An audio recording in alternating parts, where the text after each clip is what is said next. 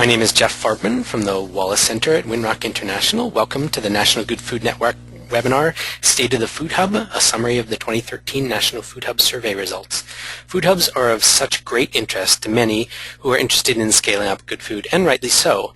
At the center of the value chain, food hubs satisfied the needs of farmers as well as the needs of the buyers and end consumers.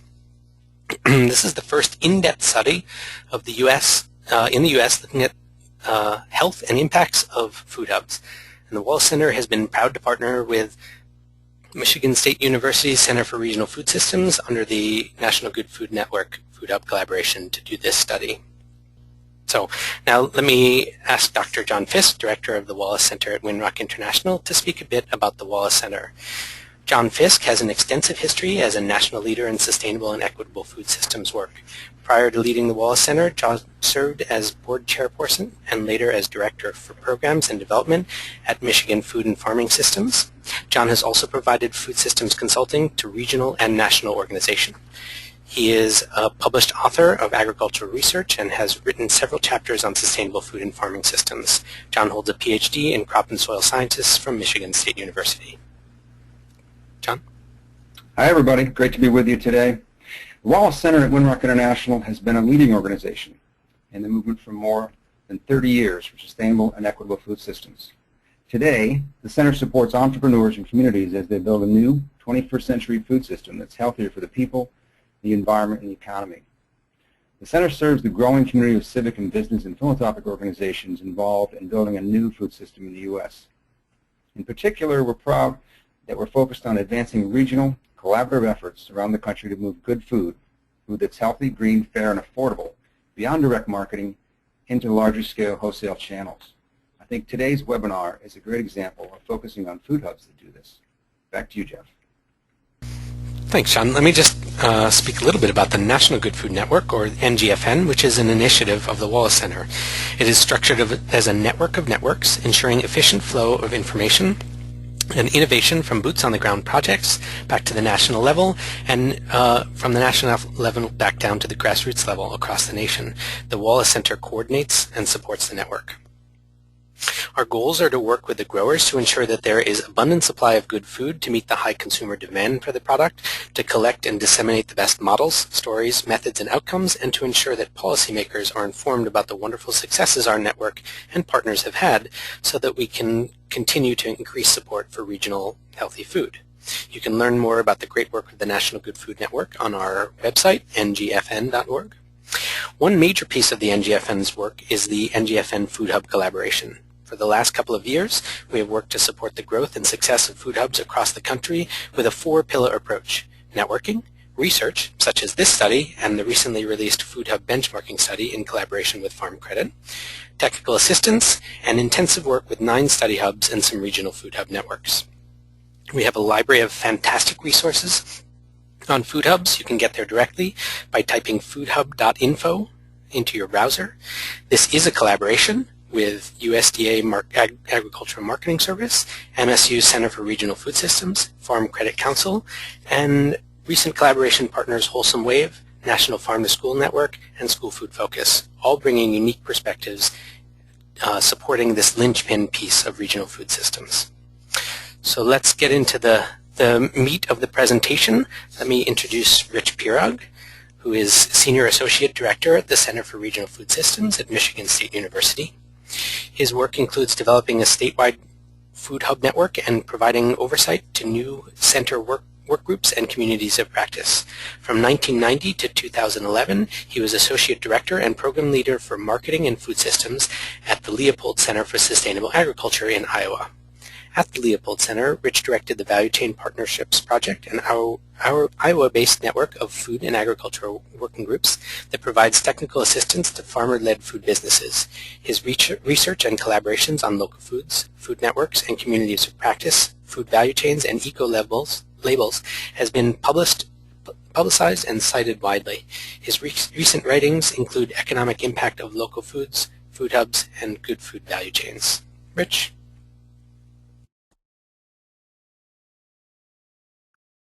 Thank you very much, Jeff, and good afternoon, everybody. Really glad to be here with you all. Okay, I think we should be having our slide move ahead. There we go. Okay, so my role here is to just sort of frame the presentation and talk about why do this survey and why the partnership.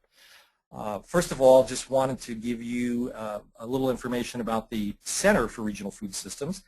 The center was formerly the C.S. Mott Group for Sustainable Food Systems at Michigan State University.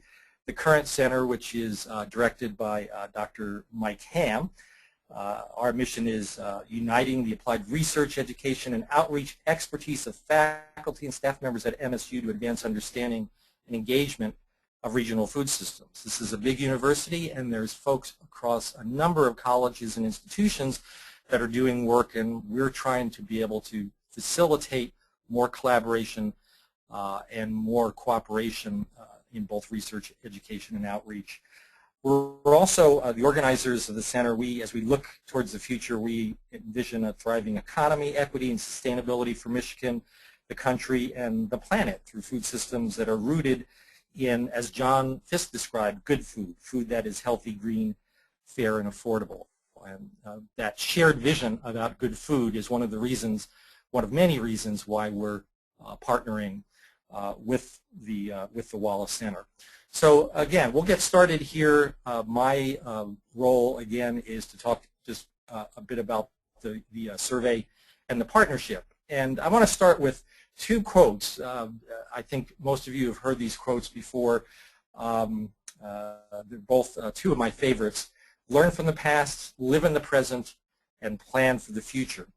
And I imagine we're up well over 250 people on this call right now. We probably have a wide range of folks that have been involved in the local food movement for a long time, some folks that are new to local food systems and food hubs. And we've really come a long way in the local food movement. I'm one of those folks that have been involved in it for a number of years. When we think about how we've built on direct marketing efforts, and here we are after food hubs really have only come into the vernacular in the last several years, we're presenting a national survey study results about food hubs across the country. It's really amazing how much we've accomplished in the last number of years. And so, a big part of the reason of why to do this study, again, learning from the past, there's lots of lessons we've learned in direct marketing. There's lots of lessons we've learned as we've tried to aggregate local food across farms to be able to distribute that food to larger volume buyers of all kinds of institutions. And so really we're marking this survey, and Jeff talked about the benchmarking survey. We're really cutting new, plowing new ground, metaphorically speaking. It's something we don't want to do from a soil conservation standpoint, but I think we're really coming to another sort of dimension in the work as we continue to build on what we've learned. And so we're really here in part to help learn from what we're doing here in the present around food systems to plan for that future. The other quote that I really like, and both of these folks are authors, one in the present day, one over 150 years ago: if you don't know where you're going, any road will get you there. And I think those of us that are new to the movement and those that have been involved for a long time, I think we all realize that we don't want to just take any road. We want to build and learn from each other, and we want to move forward in ways where we can take that knowledge and experience it in different ways and turn that knowledge into collective wisdom on how we can build good food value chains and food hubs that, again, can get food to all kinds of markets, including underserved markets. So we want to talk about why the survey. Just a few important points to highlight here. Obviously, we've seen a growing number of food hubs in the U.S. since the term has come into the vernacular in the last 4 to 5 years. As you'll hear, we're able to survey over 100. We're able to get completed responses from over 100 food hubs across the country. There's been a lack of information on characteristics and performance, and for us to be able to move forward and plan ahead, we really need to know where we are at the present time and what those characteristics are. We also need reliable information to inform investment and policy. you can't go a week if you're on, say, Google search for food hubs and you're seeing another feasibility study in another community that says, hey, you know, we're recommending that this building be used for a food hub. We also need to have programs that provide incentives, grant funds, loan funds, and we really need to know what the characteristics of food hubs are and what role they can really play in delivering good food to a number of markets. We need baseline data and time series data so that we can see the progress over a number of years. And this study, again, there was one in 2011, a much smaller study, but this study really can provide sort of that baseline as we move forward to have those broad characteristics about food hubs. And also, it helps inform those networks, those learning communities that Wallace helps facilitate. That here in Michigan, we have our own Michigan Food Hub Network. Food hubs learn best when they learn from each other. And they need to have touchstones. They need to have ways to be able to sort of tell their story and be able to describe how they and what they're doing relates to what's happening across the country. So, so that's some of the reasons why.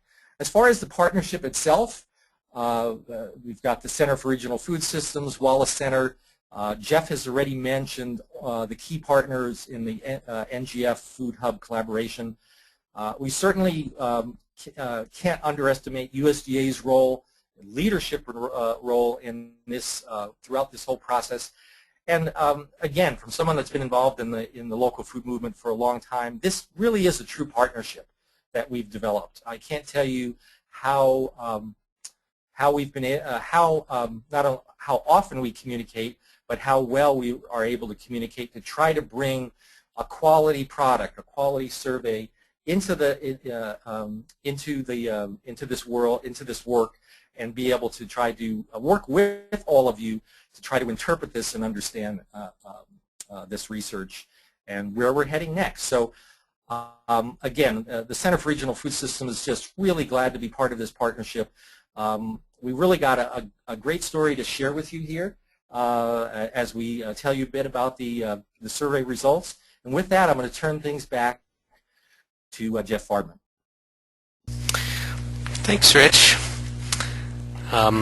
It's my great pleasure to introduce the prime researcher here, Michaela Fisher. Michaela is a graduate affiliate with the Michigan State University Center for Regional Food Systems. She is also a master's student with the Department of Community Sustainability at Michigan State. Michaela moved to MSU after 5 years as an advocate focused on agricultural and environmental policy with the Pew Environment Group in Washington, D.C. Michaela's current research is focused on food hubs and their role in developing a more diverse and equitable agri-food system. She earned her Bachelor of Science degree in biology from Wichita State University in 2006. Michaela. My name is Jeff Fardman from the Wallace Center at Winrock International. Welcome to the National Good Food Network webinar, State of the Food Hub, a summary of the 2013 National Food Hub Survey results. Food hubs are of such great interest to many who are interested in scaling up good food, and rightly so. At the center of the value chain, food hubs satisfied the needs of farmers as well as the needs of the buyers and end consumers. This is the first in-depth study of the U.S. In the U.S. looking at health and impacts of food hubs. And the Wallace Center has been proud to partner with Michigan State University Center for Regional Food Systems under the National Good Food Network Food Hub collaboration to do this study. Let me begin with a brief technical orientation to help you get the most out of the software today. Your webinar screen looks like this with the slide presentation on the left, control panel on the right. Note that the software sometimes collapses the control panel to make it take up less of your screen. If that happens, just hit the little orange arrow, look in the extreme right side of your screen, then find that collapsed control panel. We suggest that you keep this visible so you can see any written answers to questions and submit questions of your own. In the control panel, select the View menu, and you can deselect Auto Hide Control Panel to prevent the panel from collapsing again. Over in the control panel is a questions box. You are muted during the presentation, so please use the question box to type questions for our presenters. We will be asking as many questions of our presenters as possible in the questions and answers section toward the end, but I encourage you to get your questions in whenever they occur to you. This webinar will be archived on the ngfn.org website. Go to ngfn.org/webinars. You'll also find all of the previous NGFN webinars archived there. If you've missed any, that's the place to go, and it's a great place to direct colleagues to whom you'd like to share this presentation. Finally, I'd like to encourage you to complete our post-webinar survey. It'll take just a minute and really helps us to continue to improve our webinars and our outreach.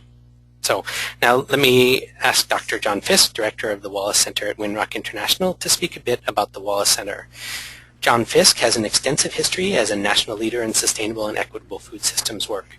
Prior to leading the Wallace Center, John served as board chairperson and later as Director for Programs and Development at Michigan Food and Farming Systems. John has also provided food systems consulting to regional and national organizations. He is a published author of agricultural research and has written several chapters on sustainable food and farming systems. John holds a PhD in crop and soil sciences from Michigan State University. John? Hi, everybody. Great to be with you today. The Wallace Center at Winrock International has been a leading organization in the movement for more than 30 years for sustainable and equitable food systems. Today, the Center supports entrepreneurs and communities as they build a new 21st century food system that's healthier for the people, the environment, and the economy. The Center serves the growing community of civic and business and philanthropic organizations involved in building a new food system in the U.S. In particular, we're proud that we're focused on advancing regional, collaborative efforts around the country to move good food that's healthy, green, fair, and affordable, beyond direct marketing into larger scale wholesale channels. I think today's webinar is a great example of focusing on food hubs that do this. Back to you, Jeff. Thanks, John. Let me just speak a little bit about the National Good Food Network, or NGFN, which is an initiative of the Wallace Center. It is structured as a network of networks, ensuring efficient flow of information and innovation from boots-on-the-ground projects back to the national level, and from the national level back down to the grassroots level across the nation. The Wallace Center coordinates and supports the network.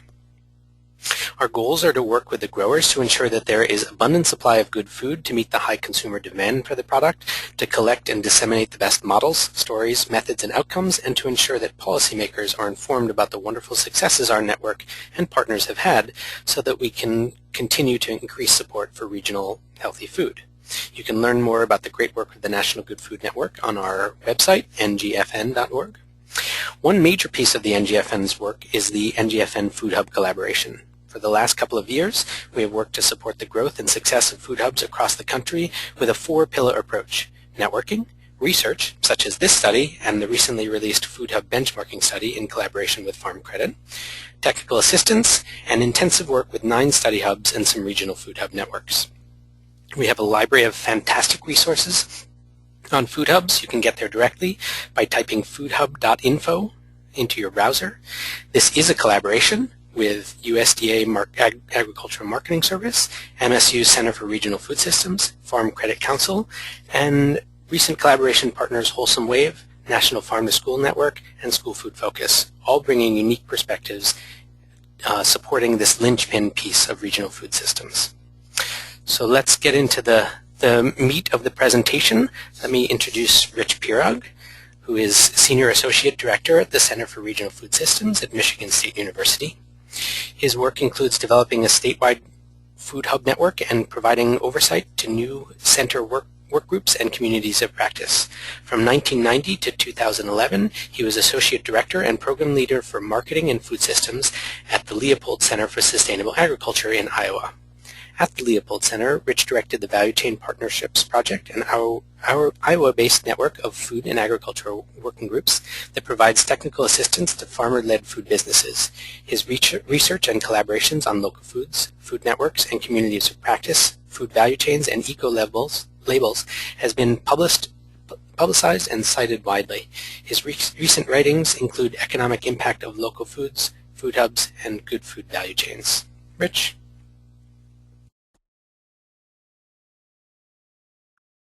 Thank you very much, Jeff, and good afternoon, everybody. Really glad to be here with you all.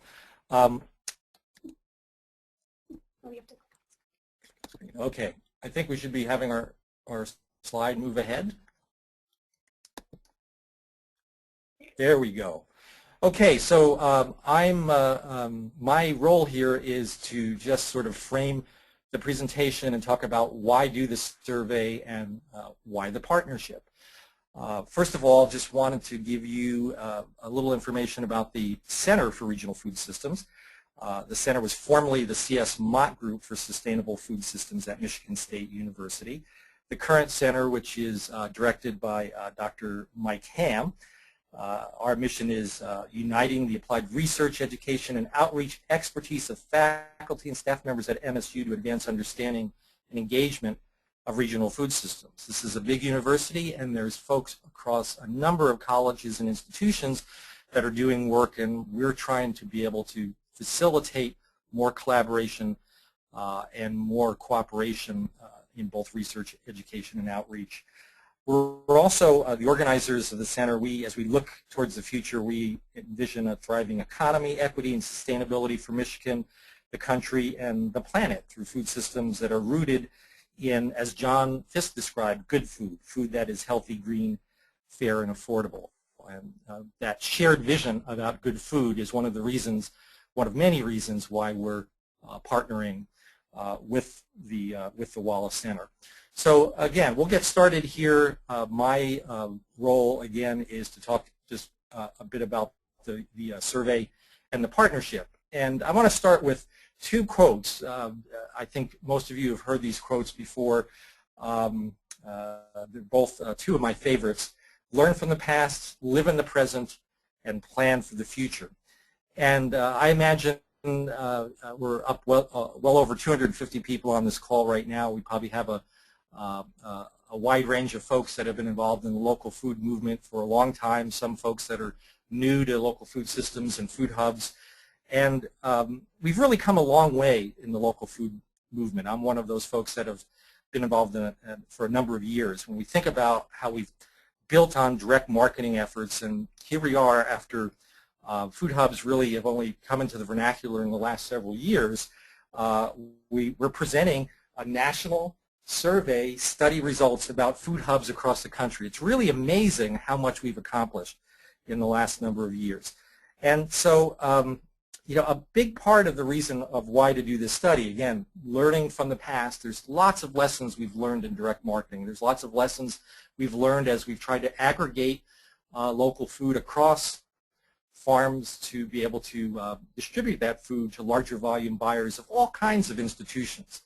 And so really we're marking this survey, and Jeff talked about the benchmarking survey. We're really cutting new, plowing new ground, metaphorically speaking. It's something we don't want to do from a soil conservation standpoint, but we're really, I think we're really coming to another another sort of dimension in the work as we continue to build on what we've learned. And so we're really here in part to help learn from what we're doing here in the present around food systems to plan for that future. The other quote that I really like, and both of these folks are authors, one in the present day, one over 150 years ago, if you don't know where you're going, any road will get you there. And I think those of us that are new to the movement and those that have been involved for a long time, I think we all realize that we don't want to just take any road. We want to build and learn from each other, and we want to move forward in ways where we can take that knowledge and experience it in different ways and turn that knowledge into collective wisdom on how we can build good food value chains and food hubs that, again, can get food to all kinds of markets, including underserved markets. So we're going to talk about the why the survey. Just a few important points to highlight here.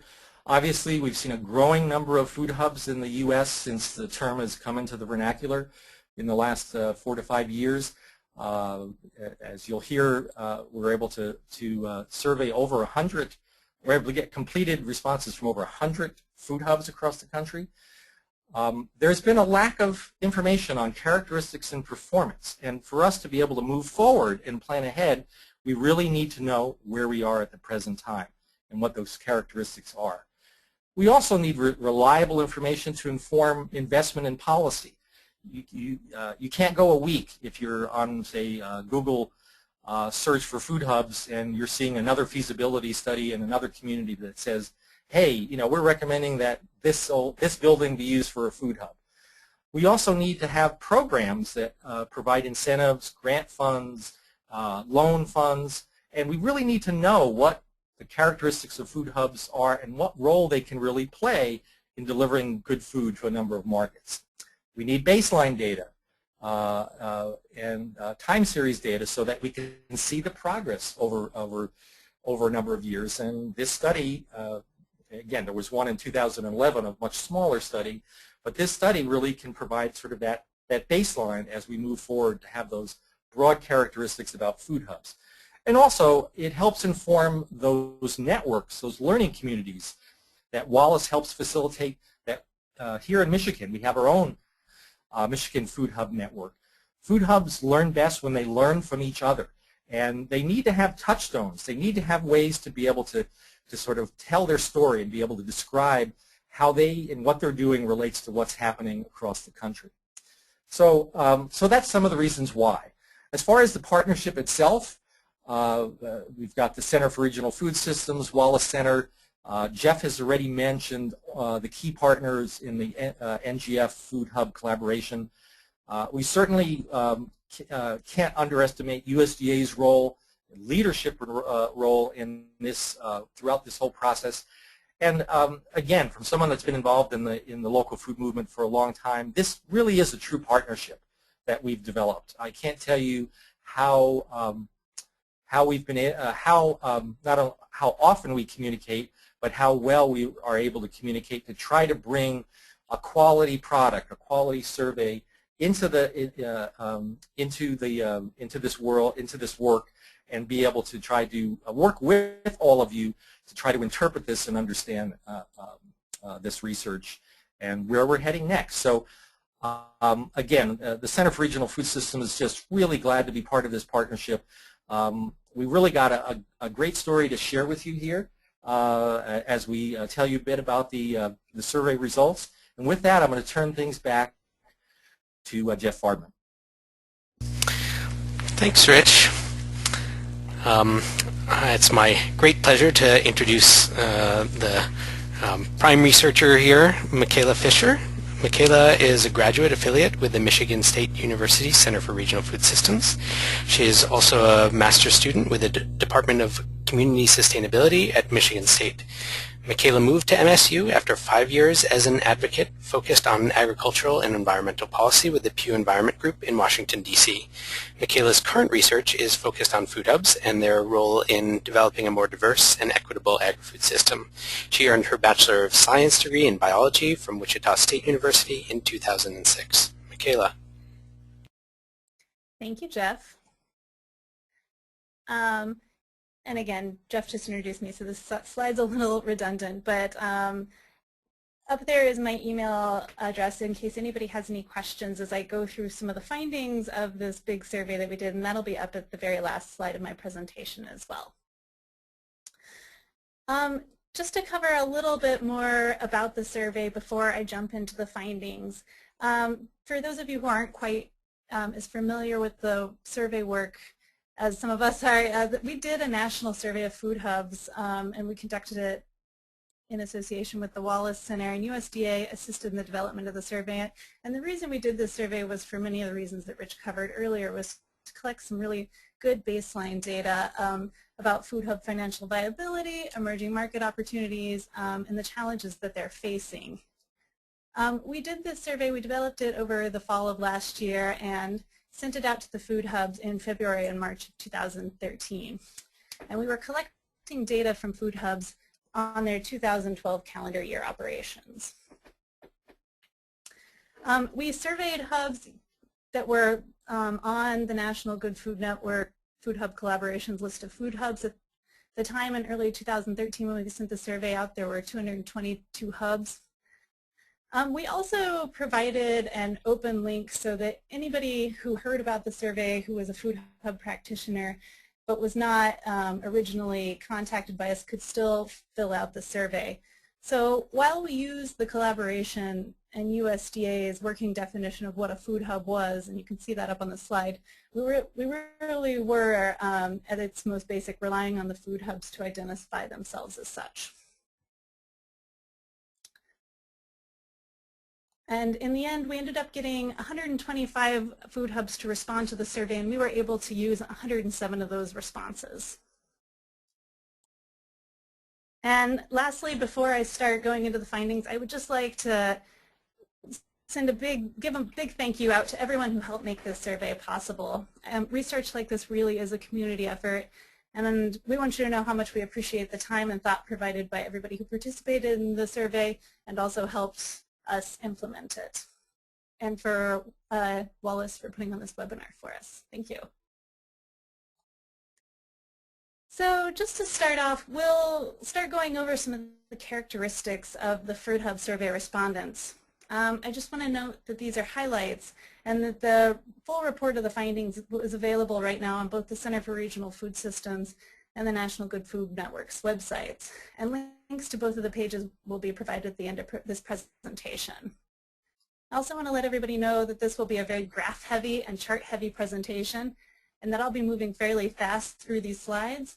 So advanced apologies for that, but please know that all the slides will be posted on NGFN's website soon after the webinar ends in case you want to spend some more time with them. So first up on this slide, you can see a map with the locations of the 107 food hubs whose response sets we were able to use. We were really pleased with the distribution as it revealed more food hubs in areas where we kind of knew that there was already a fair amount of activity going on, such as up and down the eastern seaboard, with less in some of the southern and Rocky Mountain areas. We also wanted to look to see if responding food hubs were located in metro or non-metro counties, and we defined metro or non-metro counties using USDA's 2013 Rural Urban Continuum Code data set. And from our responses, we had 75% of the food hubs located in metro counties, which are those represented in the shaded 3 rows at the top of this chart. We had another 16% that were located in counties adjacent to metro areas, which are represented by the red text in the non-shaded cells. Overall, this accounted for 91% of our respondents. And we wanted to look at location of food hubs in this way because we were interested to know if proximity to a highly populated center was important for a food hub's financial success. And what we ended up finding was that there was no statistically significant relationship between the type of county a food hub is located in and its reported reliance on grant funding.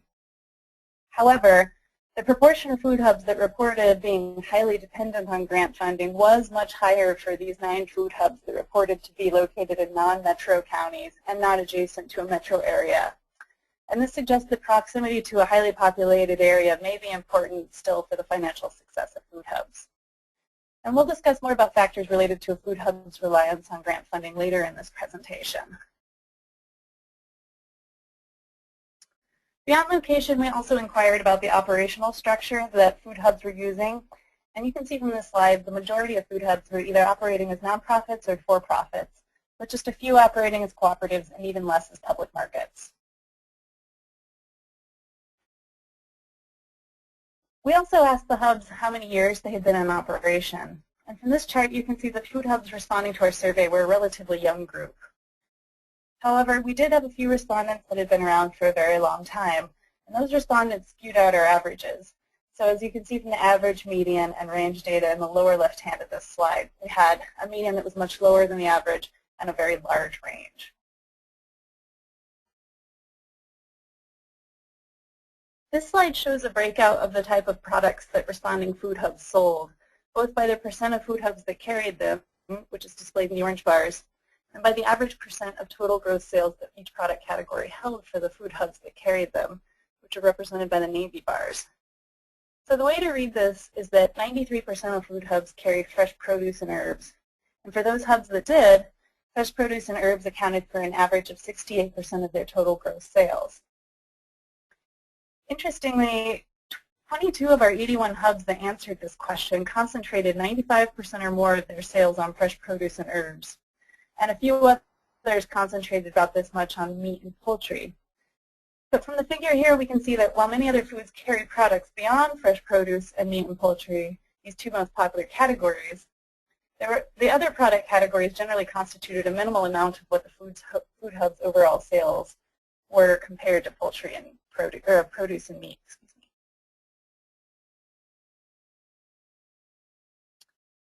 Next, we looked at the number of employees that food hubs had. And we had 82 food hubs respond to the question about the number of employees they had, and in some, those 82 food hubs had 787 full-time, year-round workers. And you can see from this chart here, we have the average, median, and range for food hubs as well, again with a little bit of a skewed out average so that our median is smaller than our average. And we found that 58 food hubs had at least one part-time employee, and 33 hubs had at least one seasonal employee. The full report has more descriptives regarding the food hub's utilization of part-time and seasonal employees, as well as volunteer labor. So I recommend that you go check out the full report if you have an interest in those sorts of figures. We also found, and this may be unsurprising to many of you, that the number of years a food hub had been in operation was highly correlated with the number of full-time employees it had. And newer hubs were more likely to have fewer or no full-time employees than older ones.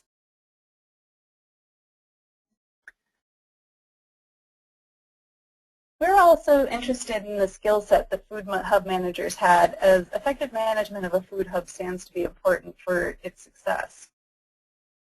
In the survey, we asked how many years of experience the food hub's most senior manager had in each of the areas listed in the table you see here. On average, food hubs reported that their senior managers had somewhere between 1 and 5 years of experience in all of the 7 areas listed here, and that generally they tended to have more experience in strategic planning and less in food processing and production.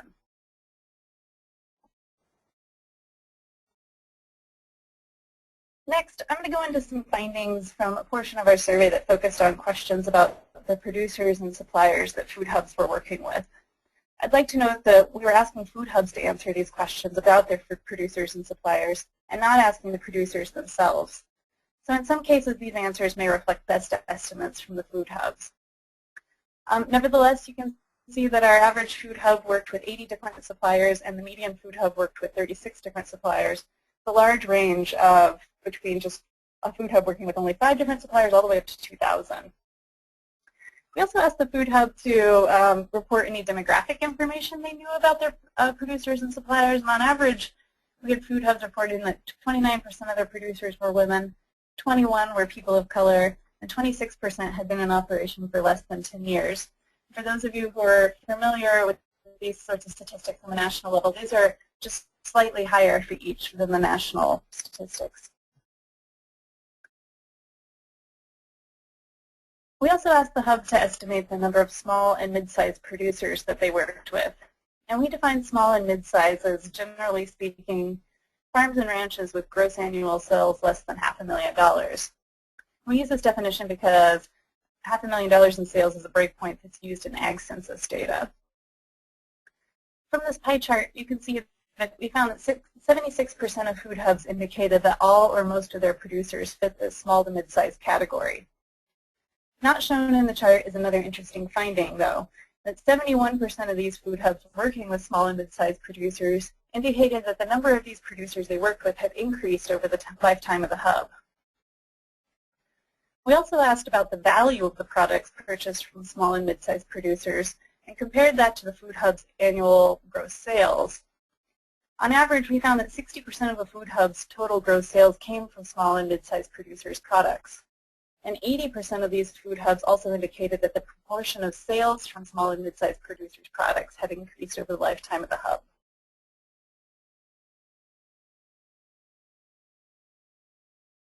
Also pertaining to producers, food hubs were provided with a list of production certifications and practices and asked if they were required or preferred any of them, or if they had no preference about their use. For brevity, I only included the top 11 practices in this graph. But the average amount of hubs that required a practice are represented by the orange bars, and the average amount that prefer them are represented by the navy bars.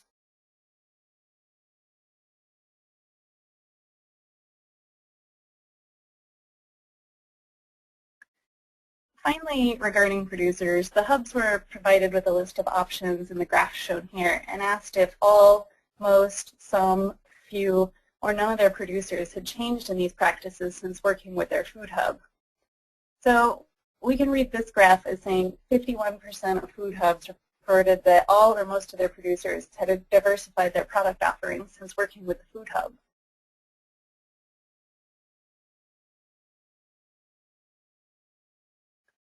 Next, I'll go into some of the findings from the survey about Food Hub customers. As with the information about producers, these findings represent the Food Hubs providing information about their customers and not us asking questions of the customers themselves. On this slide is a graph that shows different Food Hub customer types and then shows the average amount of Food Hubs that sold to that customer type. Also shown in the far right column is the average percent of total gross sales that these customer types filled for the Food Hub selling to them. There's a bigger, better chart in the report showing this information that wouldn't fit on this slide well, but I encourage you to check that out if you want to know more. So we can read this chart by saying that 58% of our responding Food Hubs indicated that they sold to restaurants, caterers, or bakeries, and that those restaurants, caterers, or bakeries accounted for an average of 33% of those Food Hub sales. You'll also see now that I have some percentages highlighted in orange text. I wanted to just highlight that these three customer types, community-supported agriculture, the Hub's own retail, and online stores, all accounted for around half of the sales of Food Hubs that utilize them. This is much more than any of the other customer types. So we can say that Food Hubs that utilize these three outlets for their products seem to rely on them for a larger portion of their sales than do other Food Hubs that work with this type of customer.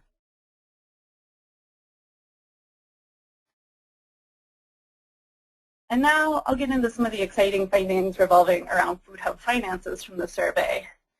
We asked the Hubs to give us their total revenue for 2012, and as you can see, 104 Hubs responded, and our average revenue was a little over $3.2 million for 2012, with a lower median closer to about $500,000 and a very large range. Again, not surprising to some of you, revenue was significantly correlated with years in operation, with older Hubs tending to have larger total revenues than younger Hubs.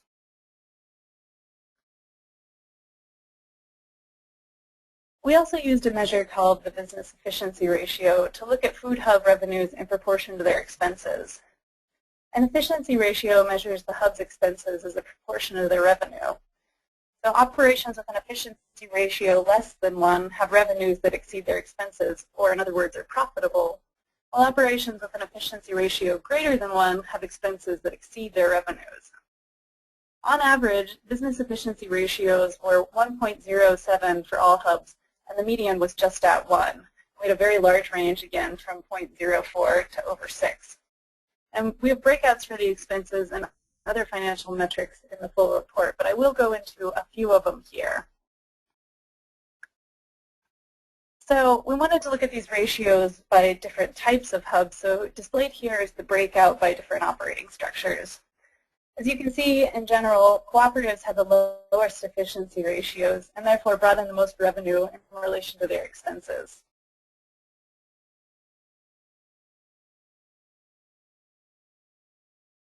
We also wanted to look at these ratios, We also wanted to look at these ratios by different ages of Food Hub. As you can see, in general, Food Hubs that had been in operation for more than 10 years had the lowest efficiency ratios and therefore brought in the most revenue in relation to their expenses. I also want to mention here that the National Good Food Network has undertaken a benchmarking study for Food Hubs recently and released some of their initial findings. And they looked at some of these same financial measures for Food Hubs as we did, but they were also able to dig deeper into some financial metrics than we were. So I encourage everybody who's interested in this sort of thing to check out that webinar from last month.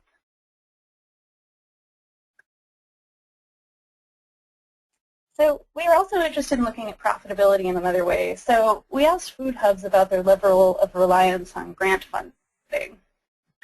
And the three answer choices to the question of how reliant is your Hub on grant funding from public and or private sources to carry out core functions is shown here. And the breakout of these answers, as you can see, only 17% of Food Hubs said that they were highly dependent on grant funding, and the majority of Food Hubs, 51%, said that they were not at all dependent.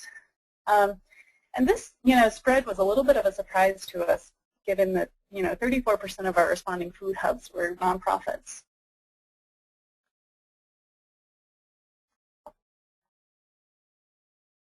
And we were really interested in why some food hubs were more reliant on grants than others. So we did do some initial looking at a number of factors to see which had statistically significant relationships to the measure of reliance on grant funding. And operational structure was pretty unsurprisingly related, with nonprofits tending to be more reliant on grants. But we also found that hubs with more producers tended to be less reliant on grants. But I want to note that these relationships do not indicate causation. So food hubs don't necessarily rely on less grant funding because they have more producers, for example, but only that a relationship between the two variables was observable.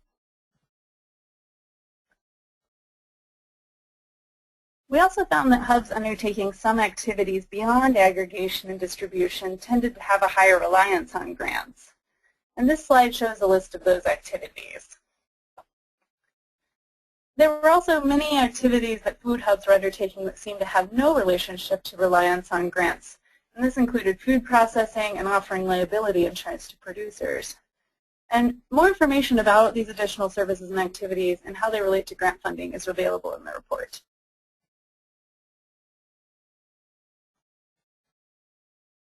So moving on, I'm going to now show you some of the results from the survey question that we asked regarding challenges and barriers to growth that the food hubs were facing.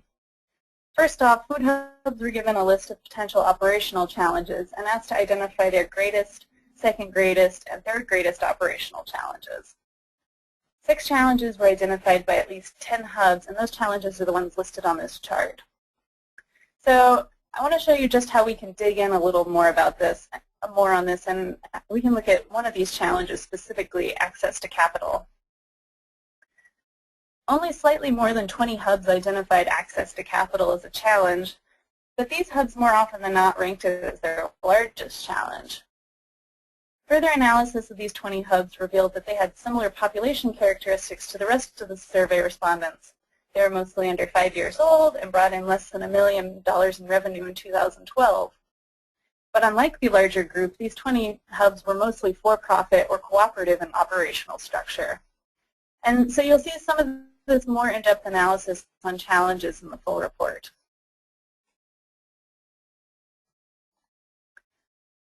Finally, we also looked at barriers to growth. 96% of responding food hubs indicated that demand for their hub's products and services was growing. So we provided these hubs with a list of potential barriers to achieving that growth and asked them to check all that applied, and the results are shown in this chart. Increasing staff was the barrier that most food hubs noted, 41 hubs or 49% of our respondents. Of these, 19 hubs were able to estimate the amount of money that it would take to increase their staff to an appropriate level. And these hubs estimated costs ranging from $10,000 to $250,000 with an average of nearly $67,000. So I just have a few concluding thoughts about some of the findings we've gone over. The really big take-home point from this survey is that we did find that food hubs really can be financially viable businesses, no matter their operational structure or their age. We found, food hubs of all types and sizes that were operating in a financially viable way. And good news is that, like I said earlier, almost all of our food hubs believe that demand for their products and services is growing.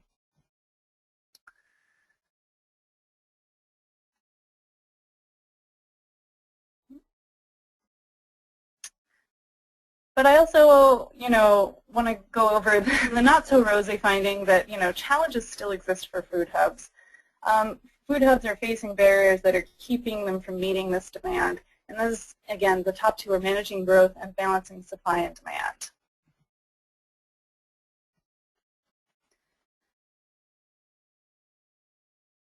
And, in trying to find answers about food hubs and collect some good data, we of course just come up with more questions. And, some points of really where we think some more research is needed is on less successful food hubs. We tend to focus on the success stories and who's doing things right, and that's good, but there's also some good lessons learned for some food hubs that are struggling or may have gone under. We also weren't able to look at the dynamics of food hub partnerships with other organizations and how those work in being able to maybe offer services that food hubs who are operating more on a standalone basis can do. We just weren't able to look at that, but I think that's an area ripe for investigation. Again, as I said earlier, we weren't able to survey producers supplying food hubs directly, and if that was able to happen, we would be able to get a better handle on the real impacts that food hubs are having on these producers. And finally, kind of an emerging topic is the impact that management skills have on food hub success. There's some new movements going on looking into this, and I think we'll get some exciting findings on that as time goes on.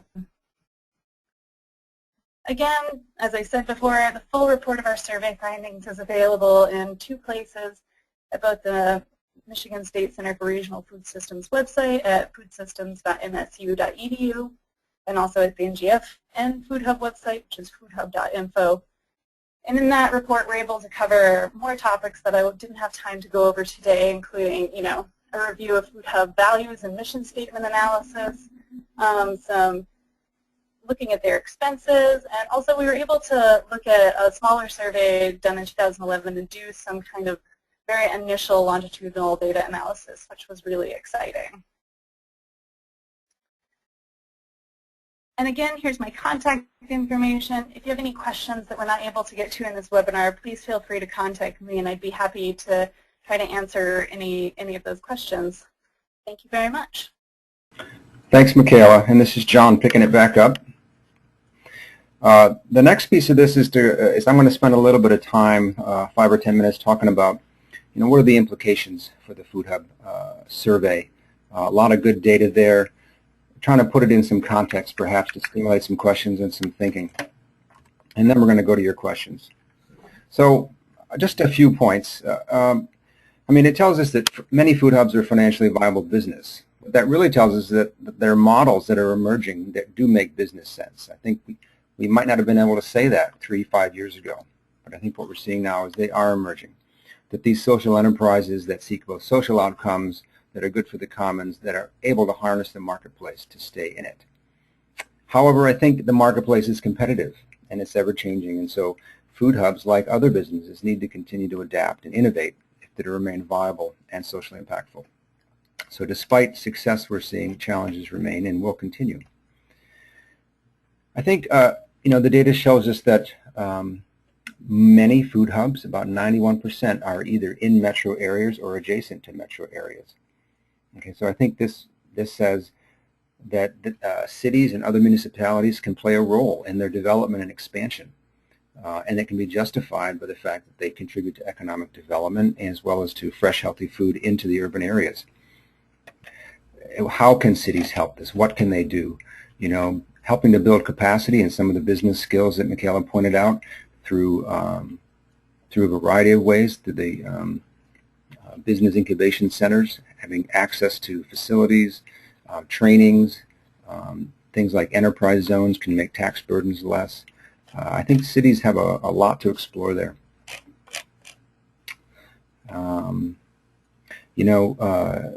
Despite many of them being financially viable, as we see, they still say that access to credit is a challenge.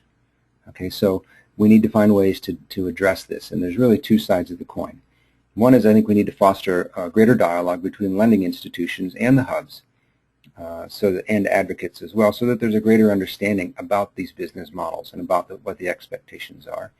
And there's greater understanding among the hubs about what lenders need in order to feel secure and manage risk. Things utilizing programs such as loan guarantee programs and other development-driven tools, I think, is a plus. CDFIs through the HFFI program can support food hubs. It's not just retail stores. They can support that supply chain through loans. Many foundations have program-related investment plans, which are also loans that are designed for social impact. USDA, Rural Development, has a variety of programs, community facilities, loans and grant programs, business and industry loan programs. These are common things in many sectors, and there's no reason we can't use them in food systems. And then on the flip side, we need to build the capacity of hubs, right? They need to be good investments. They need to be good risks,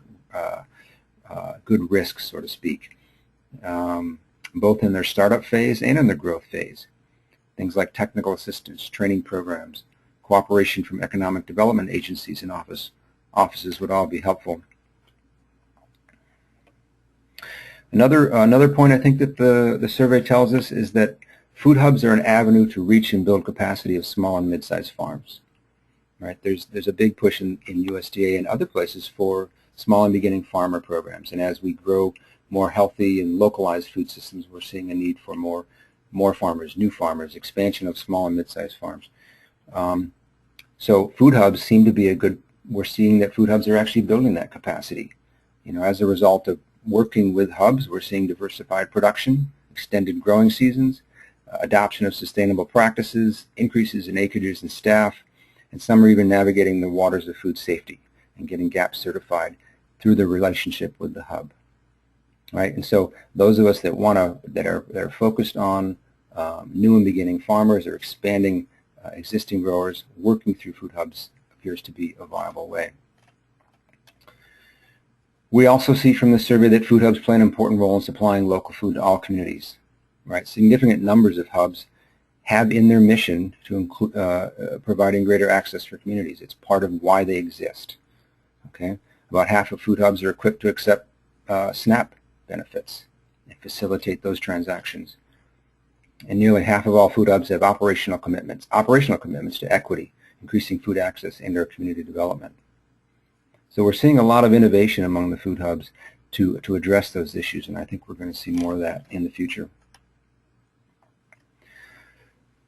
What does the data tell us about emerging hubs, or advice? What does it offer in terms of advice to someone or an organization or a region that's looking to develop these hubs? And I think that's a good question, and as you read through the data, if you're in that position, kind of ask yourself, what is it telling me about whether we should do this or not and how we should do it? Just some initial thoughts. I think that we can be optimistic that the food hub model is one that is working in many places, that it can have a positive impact on farmers and support greater access to healthy food. But it also tells us we need to plan for growth from the start. We need to ensure that the staff have business and management capacity from the start. Determine if the food hub that you're considering is feasible. Don't enter these things lightly. They are businesses and they have their challenges. If you look at the challenges listed, it's about managing supply, managing growth, working with markets. It's all things that you investigate early on in a feasibility study and a business plan and do your best to forecast and anticipate those challenges from the get-go. And lastly, I think it's also very positive for those of us looking to aid and abet this and support the development of food hubs as a strategy for regional food systems. I think it indicates that there's progress, both in terms of hub development as a strategy, but also in terms, again, of impact on farmers and on regional food systems and food access. So it's proving to be a strategy worth paying attention, worth continuing to invest in. With so many hubs being young and under 5 years old, we need to continue to aid and support their development through a variety of ways, whatever means that we use, whether it be policy, through research, facilitating access to credit, helping them with farmer capacity building, or with helping them to develop strategies to get access to food into communities for greater food access. So I think there's both optimism, but yet instruction on many levels from the survey, telling us where to place our energies and our resources and to continue to look in this direction for success. So those are the end of my comments. It looks like we've got the slideshow back. I was kind of winging it without even looking at the slides there because I didn't think we had them. All right, so I'm going to catch back up with it here myself. So the last thing I want to tell you before we get into questions is that we're doing a second National Food Hub Conference. And we've recently established the date as of March 26th and 28th of 2014, and we're going to be in the Raleigh-Durham area, North Carolina. So mark your calendars. Invitations will be going out in the next month or two, and we're interested in seeing you there. The last one we had in Chicago proved to be very valuable for food hubs and supporters and researchers and technical assistance providers, where we're able to go into some very deep and hands-on type conversations and strategic discussions. So we look forward to having you there. So with that, I'm going to move into questions. And there's a lot of questions, so let's see what we can do here.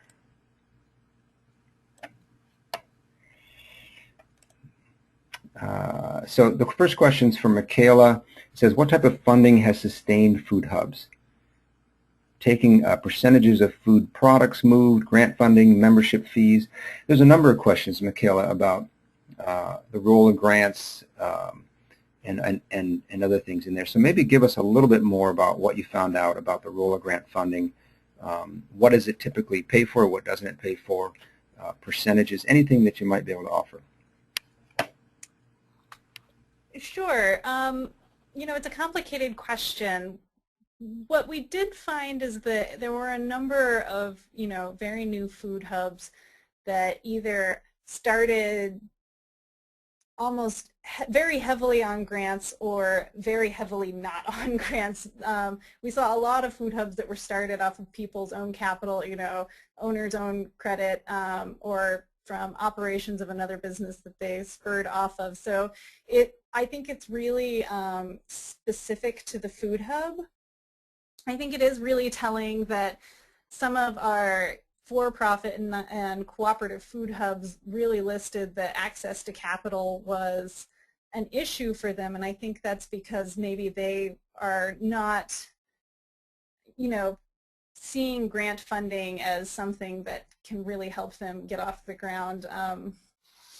And so that, I think, is something we weren't able to dig too deep into that. It might be worth noting, too, that the benchmarking study that the collaboration did recently, the financial benchmarking study, there was a webinar about that 2 weeks ago where they were able, with a smaller group of food hubs, to dig a little deeper into financial metrics. And that would be a good place to look for people who are more interested in grant funding and how that kind of works along a food hub's life cycle. Great, great. Next question, either Rich or Michaela. Someone's asking what was meant by balancing supply and demand. Any insights as to what respondents were thinking there?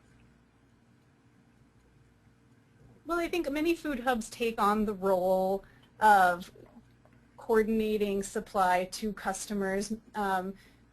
You know, part of the challenge that many food hubs face, I think, is, you know, making sure that they get the products that customers want from the producers at, you know, regular intervals, and kind of, I think, balancing supply and demand encapsulates that whole realm of activities, you know, not only making sure that there's enough, but there's the right types of products for the food hub's customers.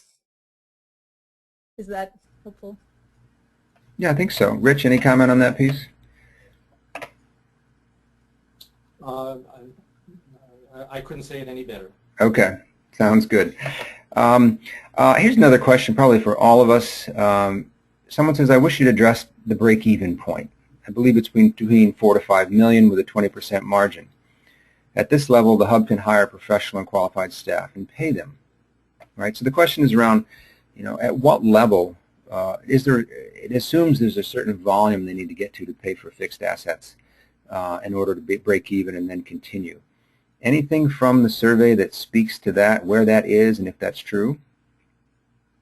I think the thing that would speak to it most is the business efficiency ratio that we looked at, which looked at, you know, expenses in relation to the revenue that was bringing in. And what we really did see, we didn't look at it specifically on the amount of the volume of product that we're pushing through, but we did look at it in age. And 10 years of operation really seemed to be when food hubs, you know, very consistently were bringing in revenues that were beyond their expenses. And until then, it wasn't extremely high for most hubs, but expenses did tend to be a little more than revenue up until that point for food hubs. So it's a maturity aspect for as far as we can see with food hubs right now. Yeah, and I would add that I think it depends on the model as well. I mean, there's so many different Right. types of models in terms of what markets they're trying to serve, and many of them have a direct marketing component as well as a wholesale component, and and I think the ones that have that direct marketing component probably have less infrastructure and probably break even earlier, whereas if you're strictly wholesale, it may be later in the game in terms of size and volumes. So. Next question. Let me see here. It says, are there food hubs that are connected well with one another? Also, was data gathered about the area from which the product was traveling to the food hub? So it's kind of a question about, are food hubs cooperating with other food hubs? Do we see any of that? Do we know anything from the survey? And then the other piece of it is the area from which product was traveling to the food hub, either distance or whatever other components. I'll speak to the second part of that question, the area which food hubs we're working within, and I'll leave Rich to talk more about food hubs networking and talking with each other. We did ask about local and regional aspects with food hubs in the survey. I wasn't able to go over it in the presentation, but if you look, if you have a hard copy here, it's on page 34, and it's figure 27. And we asked, you know, where the location of food hub producers and customers were each, and we found that, you know, most food hubs were working, you know, within a pretty regional area. We had, you know, 53% of our food hubs said all their customers, or most of their customers, were coming from within a 50-mile radius. And we only asked about producers from using a little bit more blunt measure, the 400-mile radius, which was used in a lot of farm bill language in the past. And we found that you know, the majority of food hubs were bringing in, you know, all or most of their product from within this 400-mile radius. So they are staying within, you know, pretty localized regions for the most part.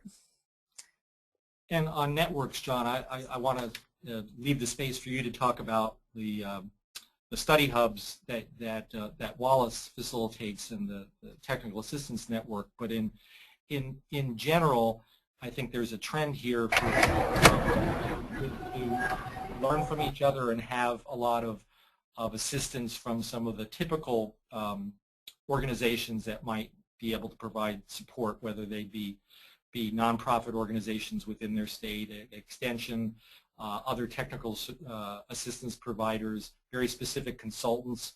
But I think over time, as that hub sort of moves from less dependency on grant funding, those business-to-business relationships become even more important, and the hub has to spend more time in that competitive space where it gets its information, as opposed to the pre-competitive space when it's still, you know, sort of doing at the same time it's planning.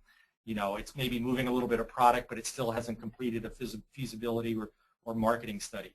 So I think there's that sort of one foot has to be in front of the other, but that foot that's in the back better be pretty stable, otherwise the hub can, you know, can falter. So I think that's important, and John, again, Wallace does such a good job of helping facilitate some of that technical assistance. It's worth mentioning. Right. So I think, you know, in the vein that hubs can learn from other hubs, we do quite a bit of that, and Rich does quite a bit of that in Michigan. So I think that's a good way to go. I'm wondering if the question is also asking about commerce. Are food hubs connected through their actual work on the ground? And so I don't think that the survey tells us anything about, to the extent that they're cooperating or working with other food hubs, but I suspect they are. We do know that many food hubs, the majority of food hubs, actually sell to other distributors that may be larger or serving broader markets. And so to the extent that they're in that supply chain, they're doing that. I think over time, especially if more and more food hubs emerge, and with so many of them being new, I think there is going to be either, you know, a cooperation of hubs and some specialization, perhaps, so that then they cooperate to get into markets, or there may be a consolidation of some sorts if we we get a lot of hubs in one area. So, but I'm not sure the survey tells us anything about all that. I would just add, as you mentioned, John, anecdotally here in Michigan, because we have a learning community of existing food hubs, and they meet together on a regular basis, we're starting to see some interest in moving product from certain areas that have unique products to other hubs. Yeah, and I think that makes sense. So you find those natural alliances. That's excellent. Okay. Let's see here. A couple of questions about food safety and about GAP certification. There was a bit in the survey about the extent to which food hubs might require GAP certification and the extent to which farmers might have changed and acquired GAP certification. So we saw some of that. I think, Michaela, if I'm not mistaken, both of those were quite, one might say, quite low. Yes. Right. They were quite low, and Yeah. it'll be interesting to see, you know, with the new FSMA rules being implemented, how that might change over, you know, the coming years. It was really interesting in some of the kind of open-ended pieces of the survey where we just asked food hubs to elaborate if they were interested. We got quite a few responses to the idea that, you know, they would require, that food hubs would require their producers to be GAP certified. You know, there was a lot of responses such as, you know, we don't need our producers to be certified because we know them and our relationships are close enough that it kind of, you know, overtakes the need for these certifications. But changing landscapes and food safety regulations may change that. And as we, you know, potentially do this survey in years coming, that'll be a good thing to keep an eye on. Yeah, exactly. Speaking of survey, there's a quick poll on your screen. Please vote on that, and then we'll be able to show you the data right away. So I think exactly, we do quite a bit at the Wallace Center, quite a bit of work here with hubs and others around food safety. You know, buyers, I think, have been saying for years, we're going to want it, we're going to want it. I think with FSMA coming down the pike, they finally are going to want it and going to require it, especially with the growing interest in food service markets, especially schools, I think. We're going to see more of that. And so we're doing quite a bit of work to try to help food hubs prepare for that. We're working to develop what we call a group GAP option. Right? So not every individual farm would have to be certified, but they'd have to be certifiable. And so through the food hub, working with growers to develop food safety protocols and standards that give buyers the assurance that they need in order to put it on the plates of their customers. So we're working closely with USDA on that and hope to have that available in the coming time period. Okay, next question. Okay, I'm double dutying here, folks. I'm a little slower on the question uptake.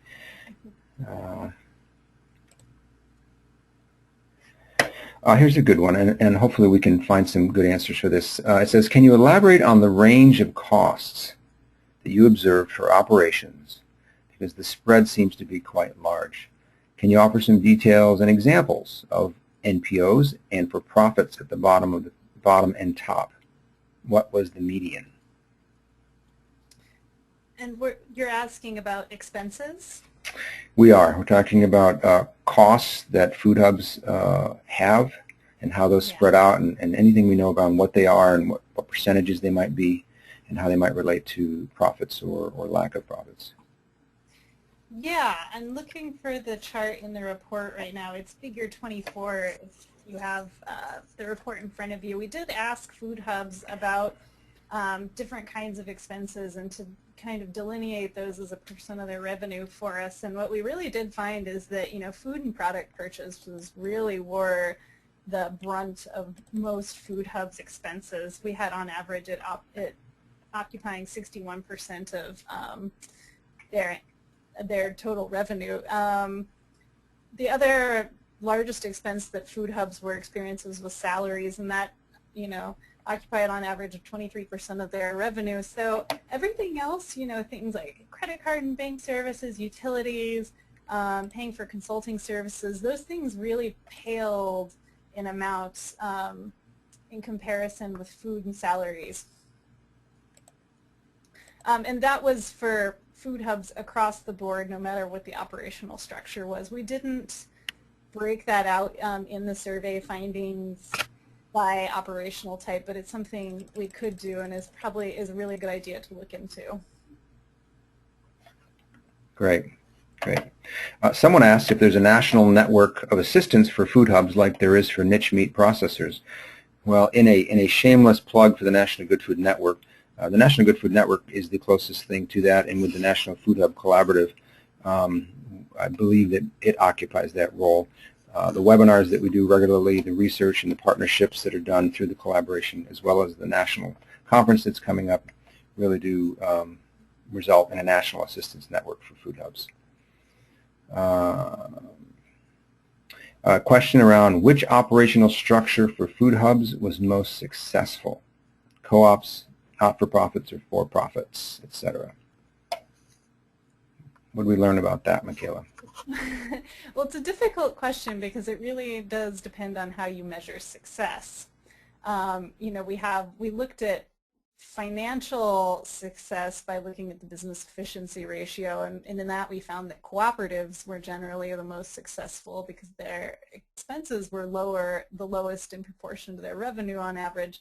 But that being said, you know, a nonprofit food hub doesn't have the same goals for financial solvency as a cooperative or for-profit has, and you know, without really looking at each food hub and what its individual goals are and how it's achieving those beyond finances, it's really hard to answer that question. Yeah, I would agree. I would agree. Next question, did the survey look at the impact on farmers who sell to food hubs? And I believe it did, and I know you went over that, but I think it's worth reiterating if some folks have missed it. So, impact on farmers who sell to food hubs. Yeah, we did look at it. We looked at impact on farmers in two different ways. And again, just to reiterate, we were asking food hubs about the impact that they were having on their producers. So it was a little bit of a secondary look at this. But that being said, you know, we did look at small and mid-sized farmers specifically, and you know, on average we found that food hubs were working with a pretty large amount of those, and that they were growing in the number of producers of that size that they were working with, both in number and you know, the volume of sales that they were doing from them. So that was encouraging. We also looked at different producer practices and how those farmers were changing in them over the time that they were working with a food hub, and we found, you know, that I think, if I remember it, diversifying their products was a really big one that a lot of producers, or a lot of food hubs said their producers had changed in since working with the food hubs. Okay, good. Thanks for reviewing that.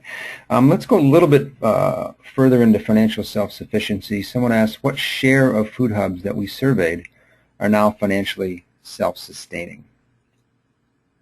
I believe that's in the survey. We got numbers on that?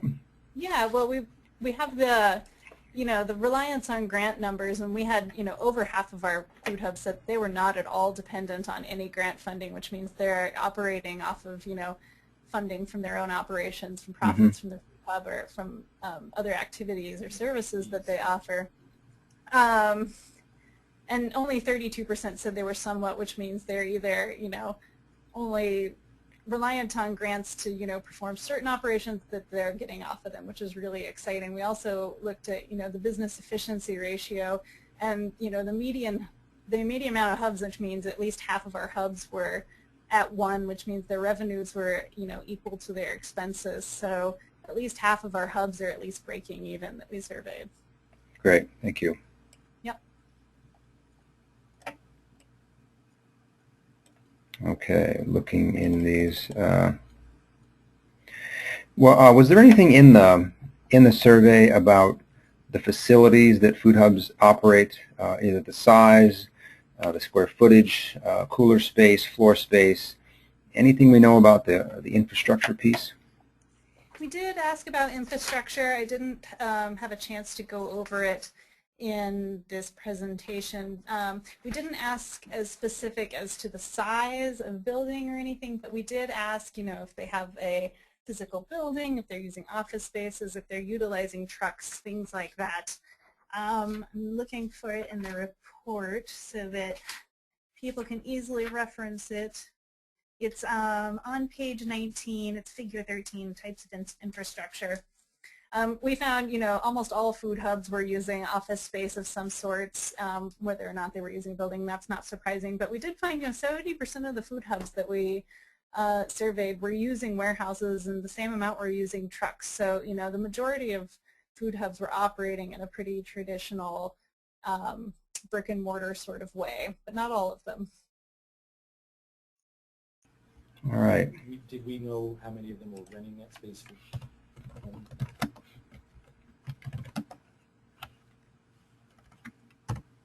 Was there more, Rich?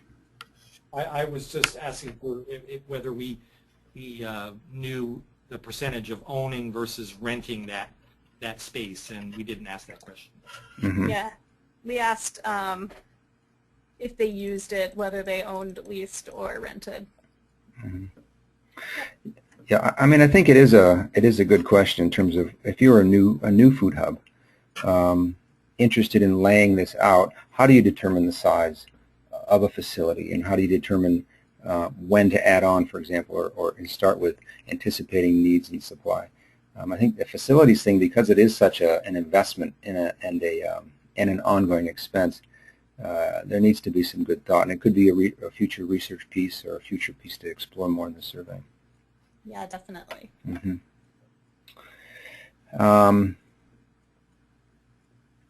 What do we know from the survey about creating food hubs in terms of choosing a legal model, for example?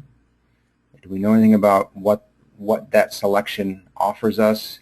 Whether we choose to be a co-op, an LLC, a single entity, or even a publicly owned. Does the survey tell us anything about what the implications are of choosing those various legal entities? Not directly, but there are lots of little clues that, because starting up is so capital intensive, that for-profits and cooperatives have such issues with access to capital that there potentially is some worth looking into if it's easier for a hub to start as a nonprofit and rely on grants for a while, or even just have a structure where they're reliant on grants for a while until you can hit that, couple year mark in where you've, got a better handle on, the amount of employees you need, the amount of space you need, and you can really start generating a profit for which you can operate on. Again, we didn't ask questions specifically about that, but we kind of got this feeling that because of the need for access to capital, because of the amount of money that it takes to start a food hub, that that might be something that's worth some more investigation into. Mm-hmm. Okay. Okay. In terms of how the food hub relates with the farmer, does it typically purchase like a wholesaler? Does it do it on consignment? What do we know about that in terms of what does that commercial relationship look like? Yeah, that one's a little harder. We didn't ask specifically what kind of relationship a food hub had with its farmers or producers or suppliers, and especially we didn't ask about how they set prices, because I suspect there's a fair amount of variability between food hubs and how they do that. We did ask one question when we were asking about services and activities about whether food hubs did brokering or not, and brokering is kind of an interesting way of working with farmers to figure out prices between the farmer, the food hub, and the customer. And I'm looking for, I think it wasn't huge, but it wasn't insignificant either, that there was a good handful of hubs out there that were doing brokering, and kind of more than I expected. Which would mean that they don't actually take ownership of it, they just facilitate the pass-through to the buyer. That'd be correct. Yep. Yeah. Right. Okay. So. Okay.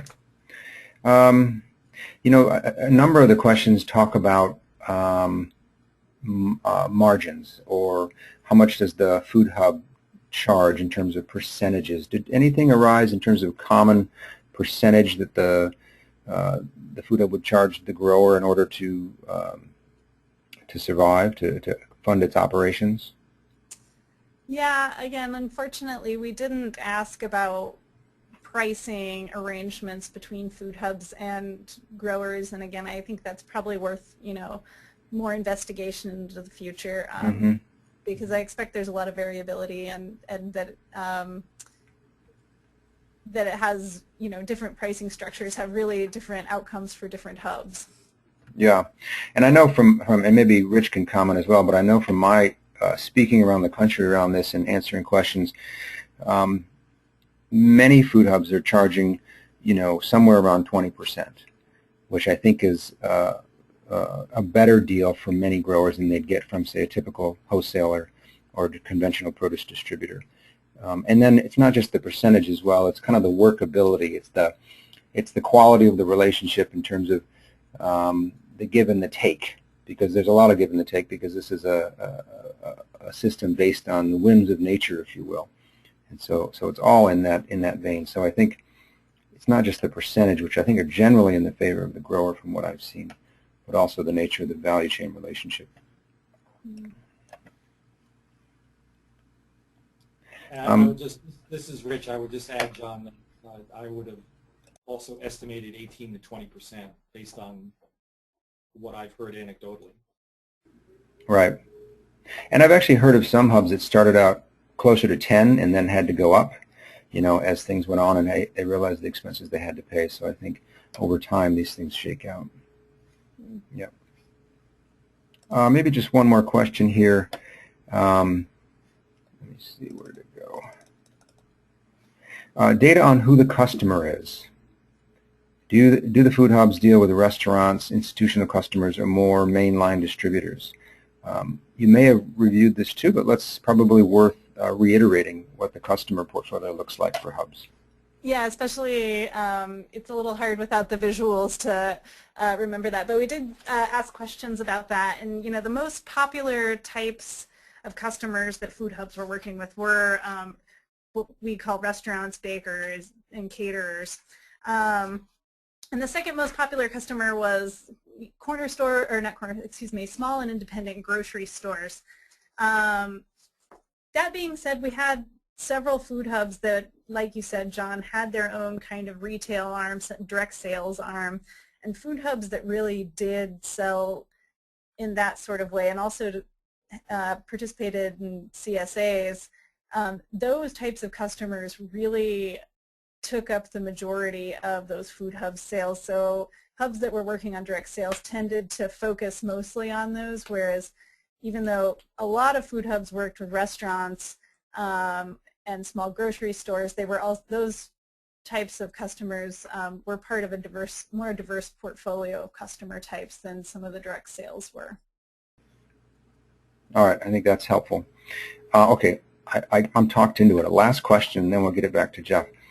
It says, distribution bottlenecks and knowledge about getting goods from farm to market are described as perhaps the biggest obstacle to growing local. Are there any implications we can draw about whether food hubs as a vital and essential to this growth? So distribution bottlenecks and knowledge about getting goods from farm to market. If I could just address that a little bit. I mean, certainly, you know, many small growers, they spend extensive amount of time growing, of course, and then they'll find farmers markets. So the direct marketing piece of this, I think, is easily enough done for them in many ways that they can handle that.